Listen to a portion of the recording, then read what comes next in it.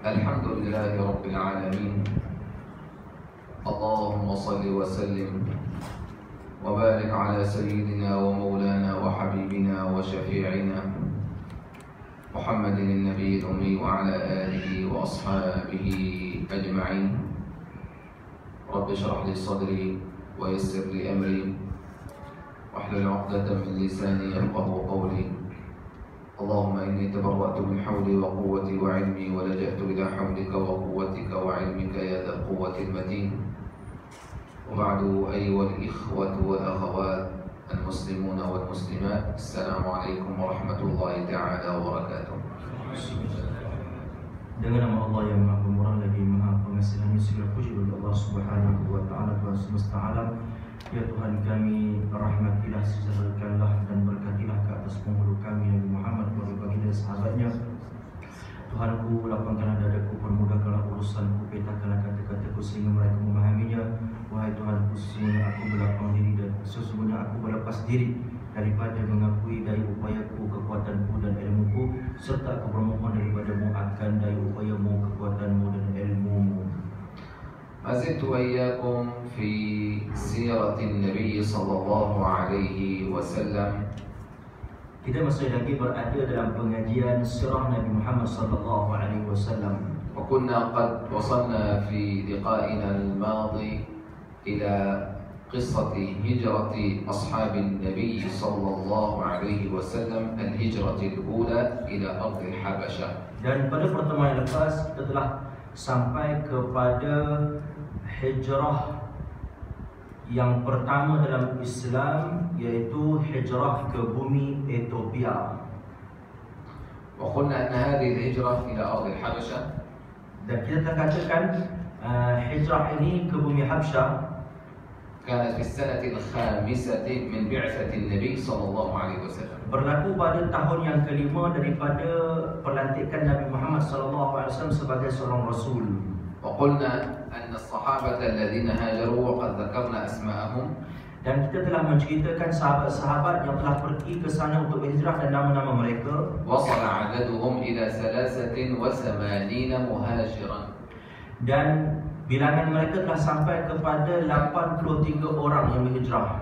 من جملتهم Dan sebahagian daripada mereka السيدة رقية بنت سيدنا محمد صلى الله عليه وسلم، yaitu puteri baginda Nabi Muhammad sallallahu alaihi wasallam yang bernama Ruqayyah. وقلت لكم أن هذه الهجرة كانت هجرة شاقة جدا.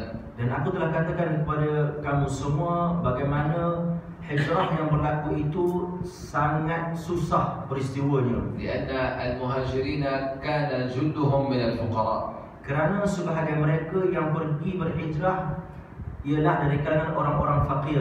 وكان سفرهم في الصحراء. Yang mana perjalanan mereka merentasi padang pasir Sahara. ولا يوجد معهم ما يركبونه. Dan mereka tidak memiliki kenderaan. وسافروا هذه المسافة الطويلة من مكة المكرمة إلى أرض الحبشة وعبروا البحر كذلك.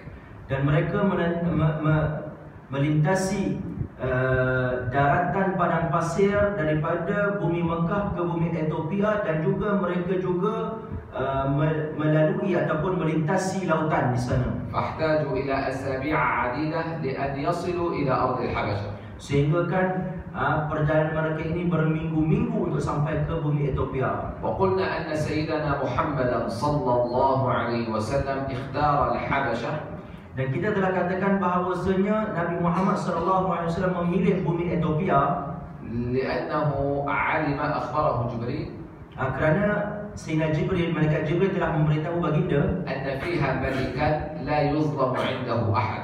di sana ada seorang raja yang tidak menzalimi seseorang, وهو النجاشي رحمه الله تعالى. yang mana gelarannya An-Najashi radhiyallahu anhu. النجاشي طبعا أسلم فيما بعد، yang mana beliau telah Islam setelah itu, وصلى عليه رسول الله صلى الله عليه وسلم صلاة الغائب. yang mana apabila beliau mati, baginda telah menunaikan salat jenazah gaib ke atas beliau. ولذلك نقول رضي الله عنه. Kerana itu kita menyebut radhiyallahu anhu untuk beliau. وهنا لابد أن أنوه إلى أمر. Tak dapat tidak ada satu perkara yang perlu aku ingatkan kepada kamu semua. النجاشي لا يسمى صحابيا. An-Najashi tadi, beliau tidak dikira sebagai sahabat baginda. لماذا لا يسمى صحابيا؟ Sebab apa beliau ini tidak dikira sebagai sahabat baginda? لأنه لم يلتقي بسيدنا محمد صلى الله عليه وسلم. Kerana beliau tidak berjumpa dengan Nabi SAW. ليس من الضروري رؤية النبي. Tapi syarat nak berjumpa itu bukan hanya tertakluk dengan melihat baginda. فالصحابي ليس من شرطه أن يرى رسول الله. Syarat untuk menjadi sahabat baginda bukan dengan hanya melihat sahaja. المهم أن يجلس في مجلس فيه رسول الله ولو لم يرى النبي صلى الله عليه وسلم. Yang pentingnya ada di antara mereka ini yang ingin menjadi sahabat baginda ada pertemuan dengan baginda. نعم، فالذين كانوا مع النبي في حجة الوداع. Dan orang-orang yang bersama dengan baginda pada peristiwa Haji Wada, ربما بعضهم لم يرى النبي صلى الله عليه وسلم.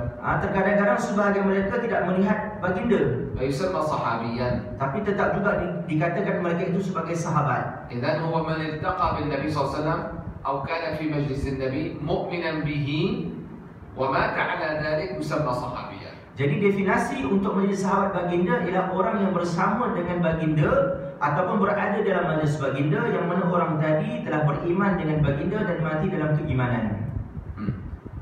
فالنجاشي آمن بسيدنا محمد لكن لم يجتمع ولم يرى النبي ولم يره النبي صلى الله عليه وسلم ولم يجلس في مجلس النبي صلى الله عليه وسلم. Jadi An-Najashi itu telah beriman dengan baginda Nabi Muhammad SAW, tetapi beliau tidak berjumpa dengan baginda dan baginda pun tidak berjumpa dengan beliau. فعده العلماء من قوم يسمون المخضرمون. Jadi ulama membilangkan ataupun meletakkan beliau ini dalam golongan munkharamun. المخضرمون. Mukhadramun. هكذا لقب العلماء هؤلاء الكبار. Ini yang telah digelarkan oleh para ulama kepada mereka yang tidak berjumpa dengan Nabi tapi beriman dengan baginda. وصل الصحابة إلى أرض الحبشة. Jadi para sahabat pun telah sampai ke bumi Ethiopia. لكن بعد عناء شديد. Tetapi setelah mana mereka mengharungi kepayahan yang cukup hebat. طبعا المشركون حين علموا بهجرة هؤلاء الضعفاء إلى أرض الحبشة. Jadi orang-orang musyrik yang mengetahui sahabat baginda yang lemah pergi ke bumi Ethiopia, أرسلوا جماعة من فرسانهم. dan mereka telah menghantar satu golongan daripada pahlawan-pahlawan mereka ليمسكوا بهم في الطريق ويعيدونهم إلى ويرجعونهم إلى مكة. untuk menangkap sahabat-sahabat baginda yang hijrah ke sana untuk dibawa pulang ke bumi Mekah. فهم لا يريدون وصول أمر محمد إلى أرض الحبشة فيزداد أتباعه. Sebabnya mereka tidak mahu pengikut Nabi Muhammad sampai ke bumi yang lain untuk mereka menyebarkan apa yang telah diajar oleh baginda. ونحن نعلم أن العرب وقتها Kita mengetahui Arab ketika itu كانوا يعلمون أن فلانا مشى من هذا الطريق. Mereka mengetahui seseorang yang berjalan pada satu jalan من آثار أقدامه على الأرض. melalui kesan-kesan tapak kaki mereka. فكانت العرب معروفة بذلك. Jadi Arab ini terkenal dengan ilmu pada mengenali ataupun mengetahui sesuatu orang tadi melalui tapak kaki, kesan tapak kaki mereka. كيف علم المشركون أن النبي اختبأ في غار ثور؟ Jadi macam mana musyrikun boleh mengetahui Nabi menyorok di Gua Sur? تتبعوا أثر قدمه وقدم أبي بكر فوجدوها قد انتهت عند غار ثور. Kerana mereka telah mengikut kesan peninggalan tapak kaki baginda ke bumi Sur. ومع ذلك غيب الله بصرهم عن النبي صلى الله عليه وسلم. Tapi dalam masa yang sama Allah Subhanahu wa taala telah hilangkan baginda dan Abu Bakar daripada pandangan mereka. هذه وقاية الله. Ini yang dikatakan sebagai pemeliharaan Allah. نعم، التي تغني عن الأتباع والحراس والجيوش. Yang mana tidak memerlukan kepada pengikut ataupun tentera ataupun orang yang menjaga keselamatan. وهكذا الصحابة حين ساروا في الصحراء هم ساروا على الرمال. Begitu juga dengan para sahabat yang pergi ke sana, mereka melalui padang pasir. فتتبع هؤلاء الفرسان آثارهم. Jadi pahlawan-pahlawan musyrikin ketika itu mengikuti mereka daripada kesan tapak kaki yang mereka lalui. نعم. ورأوا آثارهم أنها انتهت إلى مكان. Dan mereka melihat kesan tapak kaki tadi telah terhenti pada satu tempat. نعم. في هذا المكان كان هؤلاء الضعفاء قد اختبأوا تحت تلة من تلال الرمل.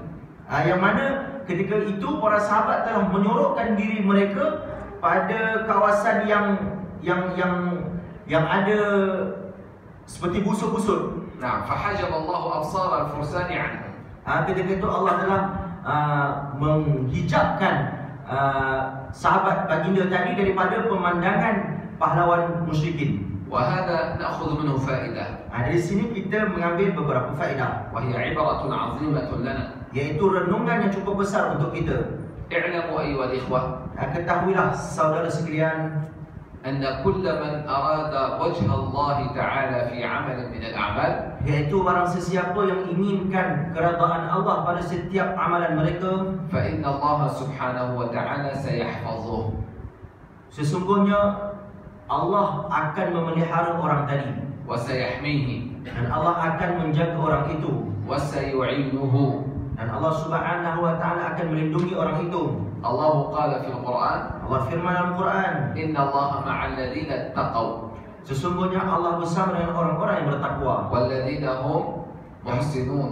yang mana mereka itu orang-orang yang melakukan amalan soleh. فإن أحسنت إلى إنسان ما Jadi apabila kita telah melakukan kebaikan kepada seseorang, اعلم علما يقينيا أن الله معك. Kita kena yakin bahawa ketika itu Allah bersama dengan kita. ولو كان هذا الإحسان Walaupun kebaikan itu سيجعل ألسنة الناس تتكلم عليك menjadi punca orang mengata kita di belakang kita, فلا تلتفت. tapi jangan kita hiraukan. الله سيقفل تلك الألسنة Bahkan Allah Subhanahu wa taala akan menutup mulut-mulut mereka. وربما يقلبها إلى ثناء ومدح عليك. Bahkan Allah Subhanahu wa taala akan terbalikkan kata-kata mereka itu kepada pujian dari mereka sendiri untuk kita. المهم توجه بقلبك إلى الله. Yang penting kita tumpukan hati kita kepada Allah, مثل ما فعل هؤلاء الصحابة الضعفاء رضي الله عنهم. seperti yang mana yang dilakukan oleh para sahabat baginda yang lemah, حفظهم الله في صحراء مكشوفة. yang mana Allah Subhanahu wa taala memelihara mereka di padang pasir yang terbuka. تحقق فيهم قوله تعالى Seperti mana telah benarlah firman Allah, والله معكم ولن يتركم أعمالكم، يعني لن ينقصكم أعمالكم. sesungguhnya Allah bersama kamu dan Allah sedikit pun tidak akan mengurangkan pahala yang kamu lakukan daripada amalan baik. إذا فشلت محاولة المشركين في إعادة هؤلاء الصحابة إلى مكة لإيذائهم أو قتلهم أو سجنهم. Jadi apa yang telah dilakukan oleh orang-orang musyrikin ketika itu telah dilemahkan dengan kekuasaan Allah Subhanahu wa taala. وأكمل الصحابة مسيرهم إلى أرض الحبشة. Jadi para sahabat pun meneruskan perjalanan mereka ke bumi Ethiopia, ووصلوا إلى النجاشي. dan mereka sampai pada Najasyi, ودخلوا الحبشة. dan mereka masuk ke bumi Ethiopia, وأجلسهم النجاشي في أرض الحبشة. dan Najasyi memberikan mereka tempat tinggal di sana, ريثما يرى أمرهم. seperti mana yang dia lihat kepentingan untuk mereka. هنا جاءت المحاولة الثانية من المشركين لإعادة الصحابة الضعفاء من أرض الحبشة إلى مكة. Di sini juga, iaitu di bumi Ethiopia, orang-orang musyrik masih lagi mencuba untuk mengembalikan sahabat-sahabat baginda daripada bumi Ethiopia kepada bumi Mekah. والعجيب أيها الإخوة Yang memelikkan, أن أهل الباطل orang-orang batil لا يتعلمون من المرة الأولى Mereka ini tidak belajar daripada pengalaman yang pertama ولا من المرة الثانية ataupun pengalaman yang kedua, ولا من المرة الألف. walaupun berbilang-bilang kali. لماذا لا يتعلمون؟ Sebab apa mereka tidak belajar? ليزيد الله الحجة عليهم يوم القيامة. Kerana Allah ingin menjadikan satu hujah ke atas diri mereka. هذه الهجرة بعد 5 سنين. Hijrah yang berlaku ini setelah mana 5 tahun. في ظل هذه السنين ال5 sepanjang tempoh 5 tahun itu, أوذي الصحابة هؤلاء إيذاء شديدا. sahabat baginda diseksa dengan teruk. وفعل المشركون كل ما يستطيعون فعله من أجل أن يردوهم عن الدين إلى الإشراك. Orang-orang musyrikin mencuba sedaya upaya mereka mengembalikan orang Islam kepada kesyirikan. ولم يقدروا. Tapi mereka masih lagi tidak mampu. ولن يقدروا. Mereka tidak akan mampu. نعم. وحين هاجر الصحابة إلى أرض الحبشة بعثوا فرسانهم ليعيدوهم. Apabila sahabat pergi berhijrah ke bumi Ethiopia, mereka menghantar pula wakil-wakil mereka untuk mengembalikan ataupun menarik balik sahabat ke bumi Mekah. ولم يستطيعوا. Tapi mereka masih lagi tidak mampu. وكل هذه وكأن الله يقول لهم لا تقتربوا من هؤلاء إنما هم أتباعي، هؤلاء أحبابي، هؤلاء يؤمنون بي، لكنهم لا يفقهون.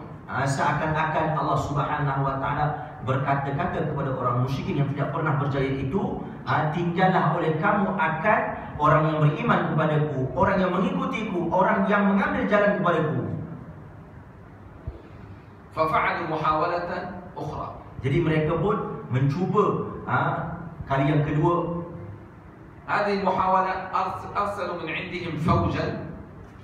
Yang mana mereka menghantarkan secara mengejut جماعة satu kelompok من الوجهاء والمقاتلين daripada golongan-golongan pembesar dan pahlawan-pahlawan mereka إلى أرض الحبشة إلى النجاشي ke Najasyi di negeri Ethiopia لإرجاع هؤلاء الصحابة. untuk mengembalikan sahabat ke bumi Mekah.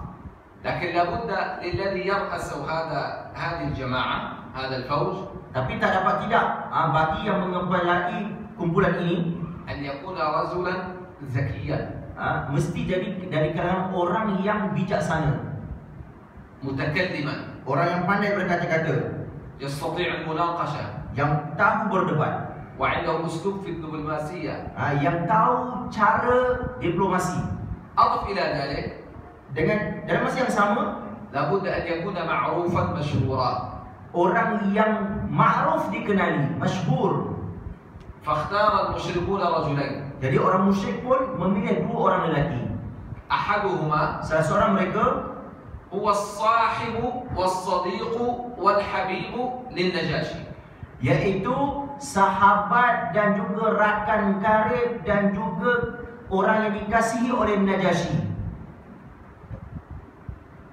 سيدنا عمرو بن العاص رضي الله عنه. Yaitu Sayyidina Amr bin al-As, وكان مشركا. yang ketika itu masih lagi dalam keadaan musyrik. وكان معروفا عمرو بن العاص Yang mana beliau ini seorang yang dikenali عند فتيان مكة لأنه كان فتى. di kalangan pemuda Mekah, أنه من المقاتلين الأشداء. seorang yang cukup hebat dalam berperang. وآتاه الله عقلا قياديا. Yang mana Allah berikan kepada dia boleh memimpin ketika mana berperang. وآتاه أسلوبا عجيبا في المحادثة والنقاش والمناقشة. Yang mana dia memiliki cara yang tersendiri dalam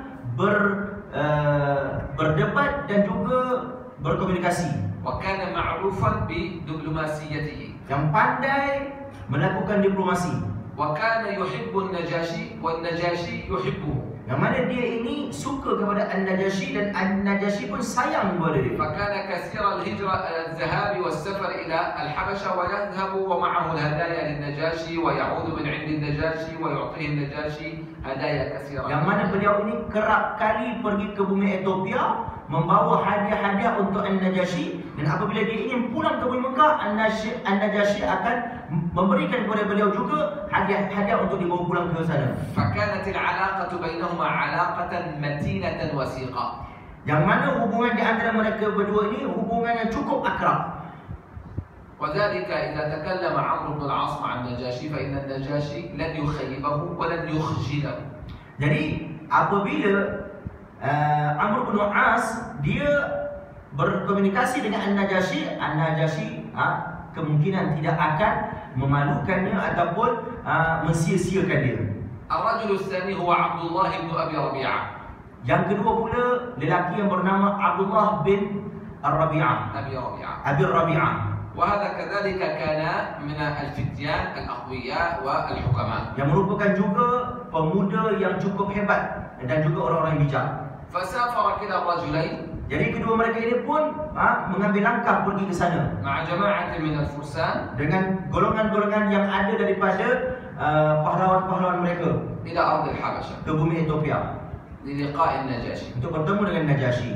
طبعا القصة ترويها السيدة أم سلمة رضي الله عنها زوج النبي صلى الله عليه وسلم لأنها كانت مهاجرة مع زوجها أبي سلمة. Jadi kisah yang berlaku ini telah diriwayatkan oleh Ummu Salamah radhiyallahu anha yang merupakan isteri kepada baginda kerana ketika itu beliau bersama dengan sahabat bermusafir ataupun berhijrah ke bumi Ethiopia.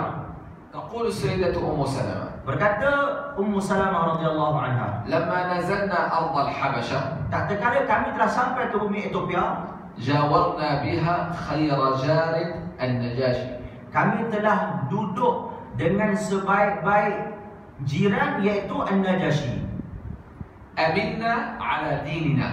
Yang mana kita merasa yakin dengan agama kita. وعبدنا الله تعالى. Dan kami telah mengabdikan diri kepada Allah Subhanahu wa taala. لا نؤذى. Kita tak rasa disakiti, ولا نسمع شيئا نكرهه. Kita tak juga mendengar perkara yang kita tak suka. فلما بلغ ذلك قريشا. Apabila telah sampai berita tentang kami kepada orang Quraisy, ائتمروا فيما بينهم. yang mana mereka telah berbincang sesama mereka أن يبعثوا إلى النجاشي فينا رجلين. supaya diutuskan kepada Najasyi dua orang lelaki. وأن يهدوا إلى النجاشي هدايا.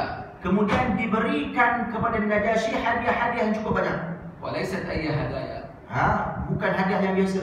هدايا كانت مخصوصة لأهل مكة. Yang mana hadiah tadi hanya ada pada penduduk Mekah sahaja. فلا تعطى إلا لكبار القوم. Tidak diberikan melainkan kepada pembesar-pembesar sesuatu kaum. فجمع كل المشركين أو أغلب المشركين هدايا عظيمة ثمينة لإيصالها إلى النجاشي. Jadi orang-orang musyrikin ketika itu telah menghimpunkan segala-gala hadiah yang cukup berharga di sisi mereka untuk dibagikan kepada Najasyi. وكان من أعظم ما يصنع في مكة. Dan benda yang paling hebat sekali yang dibuat di bumi Mekah, شيء يسمى الأدم. satu benda yang bernama Adam. ما معنى الأدم؟ Apa maksud Adam? كان هو شيء يصنع من الجلد للجلوس عليه أو لبسه. Iaitu kulit yang dibuat untuk diduduk di atasnya. فكان هذا مخصوصا في أهل مكة. Yang mana ini khas hanya ada pada penduduk Mekah saja. وهو نوع ثمين وغال جدا. Yang mana harganya cukup mahal. فلا يجلس عليه إلا الكبار والأغنياء. Tidak ada orang yang boleh duduk di atas Adam tadi, melainkan dari kalangan pembesar-pembesar dan orang-orang kaya saja. وكان النجاشي يحب هذه الهدية. Dalam masa yang sama An-Najasyi dia suka kepada hadiah ini. لذلك أرسلوا له من هذا الأدم أنواع كثيرة. Jadi mereka pun menghantar kepada An-Najasyi Adam yang pelbagai jenis bentuk. كل ذلك من أجل أن يستعطفوا قلبه وأن يغيروا يعني نظرته في الصحابة. Perkara yang mereka lakukan ini semata-mata untuk melembutkan hati Najasyi dan untuk kembali kepada mempercayai ataupun ikut kepada agama sembahan mereka. لكن القلوب بين أصبعين من أصابع الرحمن يقلبها كيفما شاء. Tetapi hati-hati manusia ini sebenarnya berada di dalam kekuasaan Allah Subhanahu wa taala yang bersifat Ar-Rahman. الله بيده القلوب. Allah Subhanahu wa taala memegang hati-hati manusia. فلا يستطيع أحد أن يغير ما في قلب الناس تجاهك بالمال. Jadi tak ada seorang pun boleh mengubah hati seseorang yang lain hanya dengan harta. لأن هذه القلوب بيد الله سبحانه وتعالى. Kerana hati-hati manusia ini berada di dalam kekuasaan Allah. فبعثوا كل هذه الهدايا. Jadi mereka pun menghantar semua hadiah-hadiah ini. وليس فقط للنجاشي. bukan hanya setakat untuk Najasyi. تقول السيدة أم سلمة Kata Ummu Salamah radhiyallahu anha, ولم يتركوا المشركون يعني orang-orang musyrik tidak meninggal من بطارقة النجاشي يعني من أعوانه الأساقفة العلماء الذين حولهم أهل المشورة. Mereka orang musyrikun tidak meninggalkan kepentingan pada orang-orang yang duduk di sekeliling Najasyi. إلا أهدوا إليه هدية. Mereka telah memberikan kepada mereka ini hadiah-hadiah yang cukup hebat. لأن هؤلاء أهل مجلس النجاشي المشورة يؤثرون على النجاشي. Kerana orang-orang yang duduk di sekeliling Najasyi ini, mereka inilah yang akan memberi kesan kepada diri Najasyi sendiri. وبعثوا بهذه الهدايا مع عبد الله بن أبي ربيعة وعمرو بن العاص. Jadi mereka menghantar dengan diwakilkan Amr bin al-As dan Abdullah bin Abi Rabi'ah.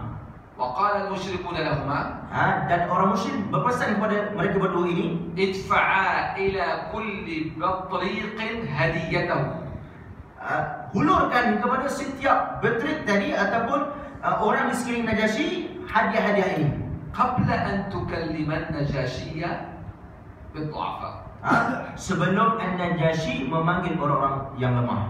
تعطون أهل المشورة رشوة قبل أن تكلموا النجاشي في هؤلاء أتباع محمد. Jadi kamu berikan kepada orang di sekeliling Najasyi ini, pembesar-pembesar di sekeliling Najasyi ini, hadiah ini sebagai satu rasuah sebelum An-Najasyi tadi memanggil orang-orang yang lemah dari kalangan muslimin. وبعد أن تعطوهم الهدايا بعد ذلك تعطون النجاشي هدايا. Bila kamu setelah selesai memberikan kepada mereka ini, barulah kamu memberikan kepada An-Najasyi. ثم اسألاه للنجاشي أن يسلمكم أتباع محمد.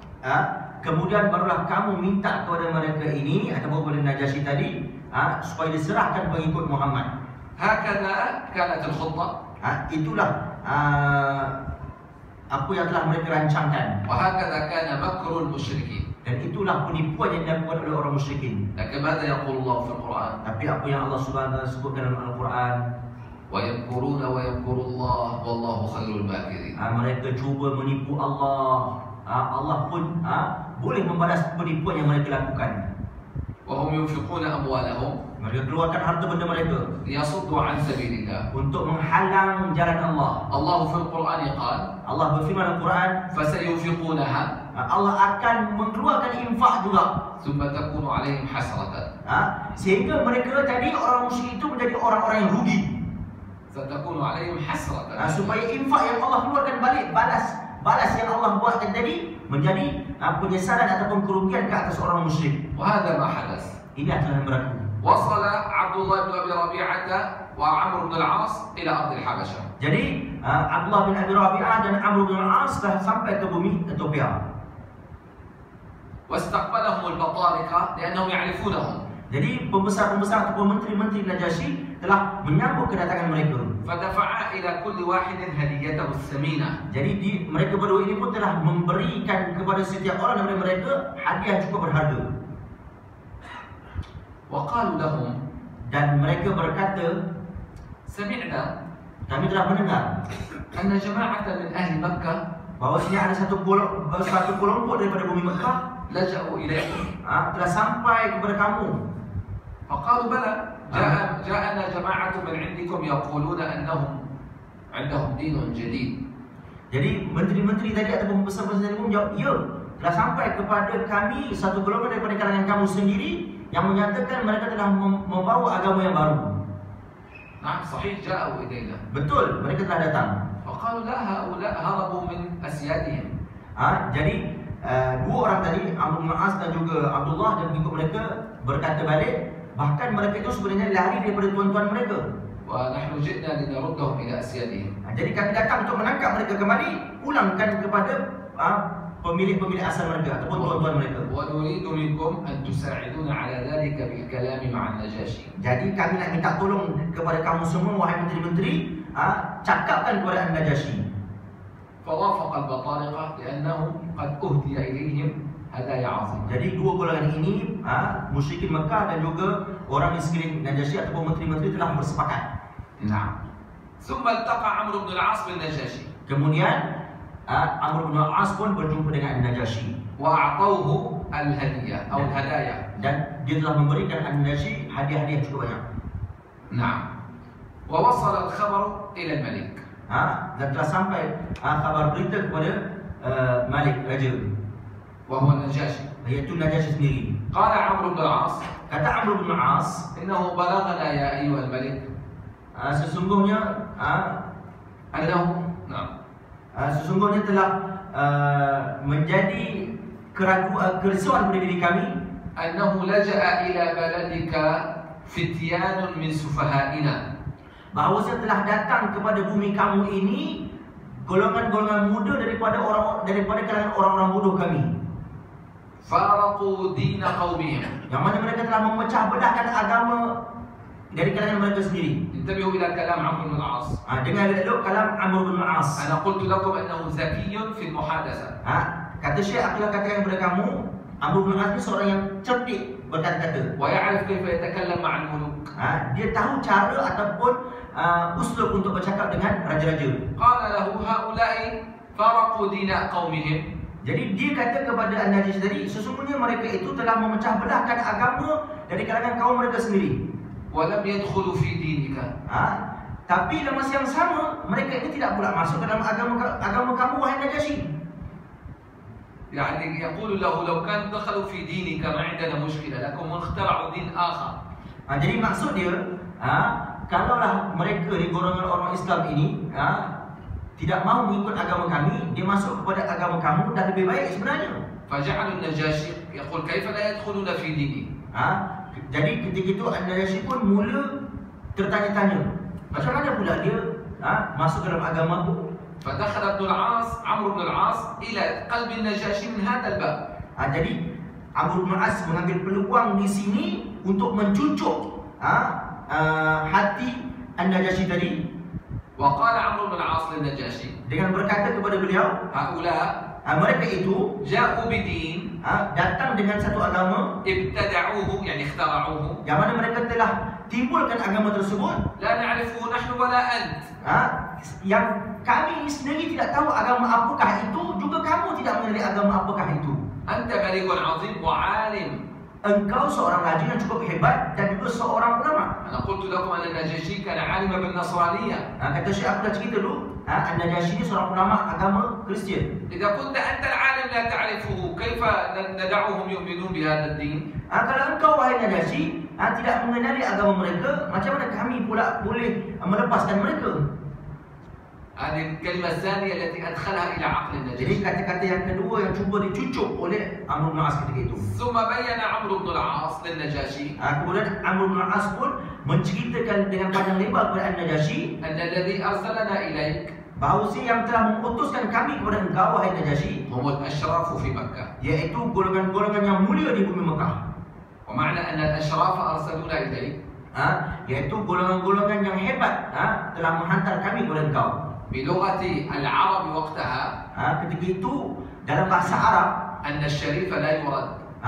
apabila disebut perkataan syarif, syarif ataupun sayyid ini, kata-kata mereka tidak akan disia-siakan. لذلك قال له Karena itu dia berkata kepada Najasyi tadi, وقد بعثنا إليك فيهم أشراف قومهم. apa yang dikatakan oleh Amr bin As, sesungguhnya telah dihantar akan kami kepada engkau oleh pembesar-pembesar kami yang mulia. قد يقول قائل من النجاشي قد يقول من هؤلاء الأشراف؟ Terkadang-kadang kita terfikir, Najasyi akan tanya balik, siapa sebenarnya pembesar-pembesar yang mulia itu? فقبل أن يسأل تكلم عمرو بن العاص هذا من ذكائه. Sebelum Najasyi nak keluarkan persoalan, Amr bin As dah potong dulu, cakap dengan perkataan seterusnya. قال بعثنا إليك فيهم أشراف قومهم من آبائهم. Telah mengutuskan kami ini kepada engkau dari golongan-golongan yang mulia, iaitu daripada golongan datuk nenek moyang yang hebat-hebat, وأعمامهم dan juga pakcik-pakcik yang hebat-hebat, لتردهم عليهم. untuk menangkap kembali mereka ini pulang ke sana. لماذا قال من آبائهم وأعمامهم؟ Kerana apa Amr bin As sebut bapa-bapa mereka dan juga pakcik-pakcik mereka? حتى يقول النجاشي Supaya Najasyi akan bertanya, إذا كان أبوه معاديا له فإذا هو على باطل هذا. Iaitu Najasyi akan bertanya, kalau bapa ada sendiri memusuhinya, bermakna dia ni orang tak betul. هذا الأسلوب الذي تكلم فيه النجاشي. Jadi ini الأسلوب الذي تكلم فيه عمرو بن العاص مع النجاشي. Jadi inilah cara yang cukup licik yang dilakukan oleh Amr bin As ketika itu apabila berkata-kata. فقال عمرو بن العاص فهم أعلم بهم. Jadi kata أهلهم يعني. Jadi kata Amr bin As lagi, mereka itu lebih tahu siapa diri mereka. نعم. وكان عمرو بن العاص وعبد الله بن أبي ربيعة يعني يحذران ويكرهان أن يأتي النجاشي بالصحابة وأن يسمع منهم. Jadi ketika itu Amr bin As dan Abdullah bin Abi Rabi'ah mereka berdua ini mencuba sedaya upaya supaya An-Najasyi ini tidak memanggil golongan sahabat tadi supaya bersemuka dengan mereka berdua. ولذلك عمرو بن العاص أعطى البطارقة أولا هدية. Sebab itu Amr bin As telah memberikan hadiah-hadiah kepada pembesar-pembesar yang duduk di sekeliling An-Najasyi. حتى إذا انتهى هو من كلامه يوافقه البطارقة. Apabila supaya apa? Apabila Amr bin As telah habis berkata-kata dengan An-Najasyi, pembesar-pembesar tadi akan bersetuju dengan apa yang Amr bin As katakan tadi. فلا يخطر في عقل النجاشي أن يكلم هؤلاء. Ketika itu tidak terlintas langsung oleh Najasyi untuk memanggil sahabat-sahabat baginda tadi. ولذلك حين انتهى عمرو بن العاص من الكلام. Kerana itu apabila telah selesai Amr bin As berbicara, قالت البطارقة حول النجاشي. kata orang di sekeliling An-Najasyi, صدقا يا أيها الملك. apa dia katakan? Betul apa yang telah mereka berdua katakan tadi, wahai Najasyi. قومهم أعلم بهم. Orang-orang di kalangan mereka sendiri mengetahui tentang diri mereka sendiri. وأعلم بهم بما عابوا عليهم من آلهتهم. Dan mereka telah mengetahui apa yang telah diaibkan ataupun dicemuh oleh golongan tadi kepada Tuhan-Tuhan mereka. فأسلمهم إليهما يعني أعطهم هؤلاء إليهما ليردوهم إلى أقوامهم. Jadi serahkanlah golongan tersebut kepada mereka berdua ini untuk dipulangkan kembali kepada pembesar mereka. فماذا فعل النجاشي؟ Jadi apa yang An-Najasyi mengambil pendirian di situ. هذه معجزة لسيدنا محمد صلى الله عليه وسلم. Ketika itu sebenarnya telah berlaku suatu mukjizat Nabi Muhammad sallallahu alaihi wasallam. النبي قال فإن فيها رجل لا يظلم عنده أحد. Nabi sendiri telah bersabda, sesungguhnya pada dunia Ethiopia itu ada satu raja yang tidak menzalimi seseorang. وهذه شهادة من النبي الصادق المصدوق للنجاشي. Inilah penyaksian yang telah disaksikan oleh Nabi tentang An-Najasyi tadi.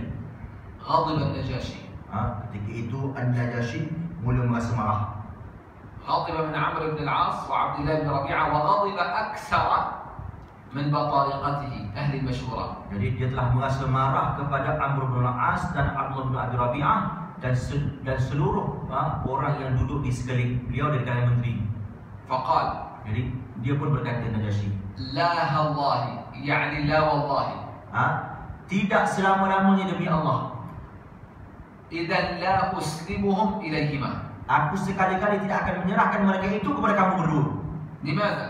Kerana apa? ولا يكاد قوم. Mereka itu tidak hampir جاوروني. Duduk bersama dengan aku. ونزلوا بلادي. Dan telah datang ke negeri aku. واختاروني على من سواي. Telah memilih aku selain daripada aku. حتى أدعوهم يعني أتركهم.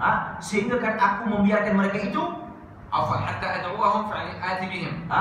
Ataupun aku telah menjemput mereka kepada aku. فأسألهم. Sehinggalah aku menanyakan, menyoalkan kepada mereka seorang-seorang. عما يقول هذان في أمرهم. Apa yang telah mereka berdua ini, yakni Amr bin As dan Abdullah bin Abi Rabi'ah dakwakan. هذا هو الذي جاء به الإسلام. Inilah yang telah didatangkan oleh Islam. لا ينبغي لك أبدا. Tak sepatutnya kita ini ويحرم mengharamkan أن تعطي أذنك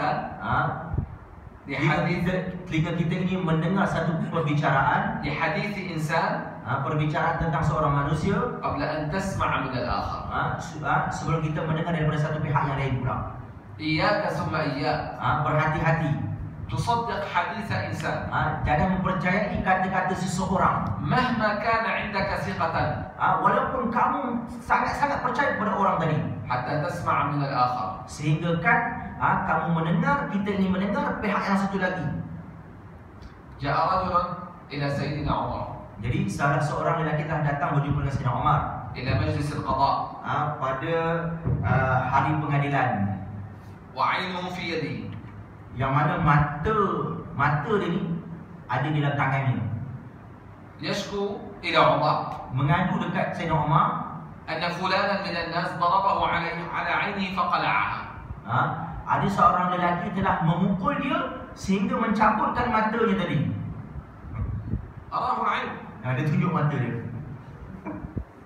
لو كان عندنا عند القاضي هنا ماذا يفعل؟ Kalau kita macam mana hakim buat macam tu?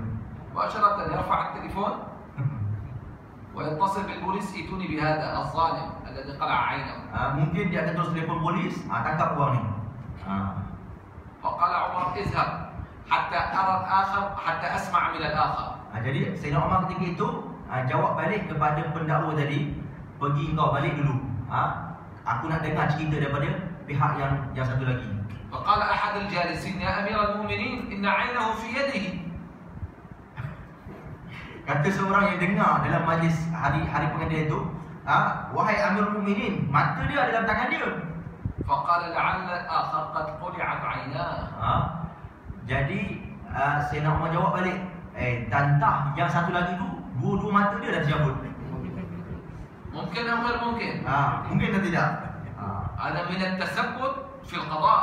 Ini penelitian yang ada dalam penghakiman. ومن سماع أحاديث الناس. Dalam mendengar perbicaraan daripada dua pihak. ومن الكبائر في الإسلام. Daripada dosa-dosa Islam. أن تسمع كلمة. Daripada dosa-dosa besar yang dalam Islam, iaitu kita mendengar daripada dua.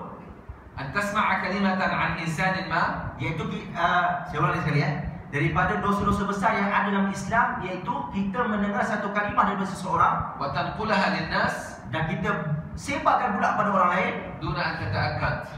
tanpa kita memeriksa, meneliti apa yang kita sebarkan itu. يقول سيدنا محمد صلى الله عليه وسلم في الحديث الصحيح. Telah bersabda Nabi Muhammad sallallahu alaihi wasallam dalam hadis yang sahih, كفى بالمرء إثما. cukuplah seseorang itu ada dosa, يعني إثما عظيما. dosa yang besar. كفى بالمرء إثما أن يحدث بكل ما سمع. Cukuplah seseorang tadi dia ada dosa, iaitu dengan cara dia menyebarkan apa yang dia dengar. وهذا البلاء الذي وقع فيه المسلمون في هذه الأيام. Inilah bala yang cukup besar berlaku di kalangan kita orang Islam. يتناقلون الأحاديث هكذا فيما بينهم. Mudah-mudah saja kita nak sebarkan berita-berita yang tidak sahih. وهذا من الكبائر. Ini satu dosa yang besar. والمشكلة الأكبر. Yang masalah lagi besar dari itu, ليتهم ينقلون الحديث كما هو تماما. harap-harapnya kalau mereka sebarkan hadis tersebut ataupun cerita tersebut, بل إن كل واحد يزيد كلمة. dia bukan sebar saja cerita tersebut, dia tambah lagi ada motor. حتى يصل الخبر إلى كوالالمبور. supaya bila sebagai contoh cerita tadi sampai ke Kuala Lumpur, مشكلة عظيمة. dia lagi hebat dia punya cerita. يعني يتشاجر اثنان في سكشن 3. Sebagai contoh ada dua orang bergaduh. فأحدهم ضرب الآخر على وجهه هذا. Salah seorang lempang seorang lagi. يتحدث الناس في ذلك. Jadi orang pun mula bercerita. يأتي أحدهم يقول يا أخي ضربه بحديدة زاد من عندي كلمة حديدة. Jadi salah seorang yang bawa cerita tersebut, dia tambah lagi motor, dia kata budak tu rupanya dia lempang dengan besi. وصل الخبر إلى سكشن 6 أنه ضرب فلان بحديدة. Jadi cerita tu tersebar sampai dah ke section yang lain, kata orang tadi yang asalnya dia lempang dengan tangan, dia tambah cerita lempang dengan pukul dengan besi. أحد الناس في سكشن 6 زاد كلمة من عنده فإذا بالدم يسيل من وجهه بكثافة. Jadi orang yang section yang satu lagi tu, saya kata contoh section 6. Orang section 6 dengar cerita tadi, dia tambah pula jadi motor. Bukan saja dia kena pukul dengan besi, darah mengancur-ancur tu. وصل الخبر إلى سكشن 9 أن فلانا نزل منه دم كثير. Bila sampai ke section 9, tambah pula cerita, darah tadi keluar melimpah-limpah. أحد الذين في سكشن 9 زاد كلمة من عنده. Bila sampai kepada stesen yang seterusnya, dia tambah pula dia motor. أخذ هذا الإنسان إلى المشفى في حالة خطرة. Orang tadi masuk hospital dalam keadaan nazak. وصل الخبر إلى كوالالمبور أنه مات. Sampai KL saja cerita dia tu mati. وإذا الرجل هو في بيته. Sedangkan orang tadi elok duduk rumah. ولا يوجد فيه بأس ولا مشكلة ولا شيء. Tak ada apa-apa pun sebenarnya berlaku pada diri dia. هذا بلاء الناس. Ini ialah masalah yang berlaku pada diri kita sekarang. يعني هذا الذي نعيشه. Yang kita hidup sekarang ni. وهذا من الكبائر والعياذ بالله. Yang mana itu sebenarnya dosa-dosa besar. Nauzubillah. نعم، فلذلك لابد من الانتباه أيها الإخوة. Sebab itu kita kena berhati-hati selalu. لا يجوز لك أن تحدث بكل ما تسمع. Kita tak boleh cerita kat seseorang yang lain apa yang kita dengar. إذا لم تعجبك النصيحة مني فاسمع النصيحة من النبي. كفى بالمرء إثما أن يحدث بكل ما سمع. Kalau kita tak suka apa yang Syekh katakan tadi, kita dengarlah pada sabdaan Nabi, nasihat Nabi. Cukuplah seseorang itu dia dah ada dosa yang banyak hanya dengan menyebarkan berita tanpa dia periksa. أيها الإخوة، Wahai saudara sekalian, والله demi Allah, لو أننا معاشر المسلمين في هذا الزمان kalaulah kita seluruh orang Islam di zaman ini, di waktu ini, نتبع النبي فقط ب1%، hanya mengikut Nabi, seorang saja ikut, كان أمورنا كلها خير.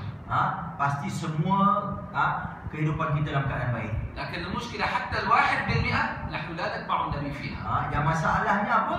Seorang pun tak ikut Nabi SAW. نحن نتبع النبي في الظاهر. Kita hanya ikut Nabi daripada segi zahir, luaran saja. يعني لباس، pakaian, أفعال في صلاة. perbuatan kita dalam sembahyang. أما حقيقة اتباع قلبي باطني للنبي فهذا قليل جدا. Tapi dalaman kita nak ikut Nabi sikit sangat. والله بعض الناس رأيتهم هنا.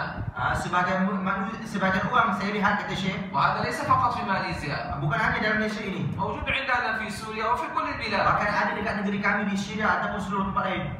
اثنان كانا يجلسان معي من الإخوة من التجار. Ada dua orang pernah duduk dengan aku daripada orang niaga. يجلسان معي. Duduk dengan saya. وهم يضحكان ويمزحان مع بعضهما. Yang mana mereka berdua ini bergurau, berketawa sama-sama, berborak sama-sama. أنا أتكلم عن شيء جرى معي مرات عديدة. Yang mana Syekh kata aku cerita ni benda yang sering kali berlaku. قام أحدهم وذهب إلى بيته. Tiba-tiba salah seorang tadi bangkit balik rumah. صار الآخر يتكلم عليه. Bila yang tadi dah bangkit balik rumah, yang seorang ini pula cuba mengumpat yang seorang ini. لا حول ولا قوة إلا بالله. الآن كنت تمزح وتضحك معه وتعانقه. Jadi sebelum tadi dia ketawa sama, borak sama. Sekarang seorang ini dah pergi mengumpat pula. الآن تتكلم عليه وتذمه والعياذ بالله. Tadi kau dah berborak dengan dia, berketawa dengan dia. Sekarang kau cuba cela dia pula bila dia tak ada. ثم إذا كنت محبا صادقا له. Kalau kita ni betul-betul sayangkan kawan kita, الكلام الذي تقوله لي اذهب وقله له نصيحة. apa yang kau cakapkan ini, cuba kau pergi jumpa dia sendiri, nasihatkan dia. لما تقول لي؟ Sebab apa nak mengadu dekat saya? اذهب وانصحه إذا كان هو على خطأ. Pergi kat dia, cuba nasihatkan dia kalau betul-betul dia salah. هذا لا يجوز يا أيها الإخوة. Ini sepatutnya tak boleh berlaku. وأنا حذرته مرات عديدة لهذا الرجل. Banyak kali kata Syekh aku menasihati orang tadi. ثم امتنعت عن مجالسته بطريقة لطيفة. Kemudian aku cuba menjauhkan diri dengan cara yang tersendiri daripada orang tadi. لأن همه دائما الغيبة أن يغتاب. Sebab apa? Orang tadi cuba melakukan ghibah, mengumpat. فأنا نصحته مرات لم يستمع فاعتزلته بشكل لطيف. Jadi kata Syekh, bila aku dah nasihatkan supaya mengumpat, kata Syekh aku cuba larikan diri daripada dia dengan cara yang lembut. لذلك يجب أن نتنبه يا أيها الإخوة. Sebab itu kita kena hati-hati selalu tuan-tuan. نحن يجمعنا حب سيدنا محمد. Kita ni terhimpun, terkumpul di atas kasih sayang kita pada Nabi Muhammad SAW. مهما اختلفنا في أفكارنا. Sekalipun kita ni berbeza pendapat. ومهما اختلفنا في مناهجنا. Sekalipun kita ni tak sama cara pembawakan kita. ومهما اختلفنا في علمنا. Sekalipun kita berbeza dalam ilmu kita. ومهما اختلفنا في مراتبنا. Sekalipun kita ni berbeza dalam kedudukan kita. الذي يجمعنا لا إله إلا الله محمد رسول الله. Yang menghimpunkan kita ini sebenarnya ialah kalimah la ilaha illallah Muhammadur Rasulullah. Rasulullah. ألا تكفي هذه الكلمة؟ Adakah tidak cukup kalimah ini? تكفي أم لا تكفي؟ Cukup tak? تكفي لأن تجمعنا هذه Cukup الكلمة. saja dengan dua kalimah ini telah menghimpun kita semua. نعم. ولذلك النجاشي لم يرضى Kerana itu An-Najasyi tidak suka إلا أن يسمع من الصحابة. kecuali dia telah mendengar perbahasan ataupun pendirian daripada sahabat pula. وهذا ما سنذكره إن شاء الله في درسنا القادم. InsyaAllah kita akan menceritakan pada pertemuan yang akan datang. Baik. أظن غير موجود الدرس القادم. أول ليلة من رمضان. إنما بعد رمضان. إن شاء الله baik.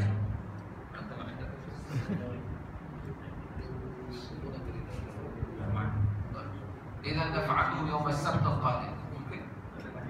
InsyaAllah. Hari Sabtu kita buat kelas.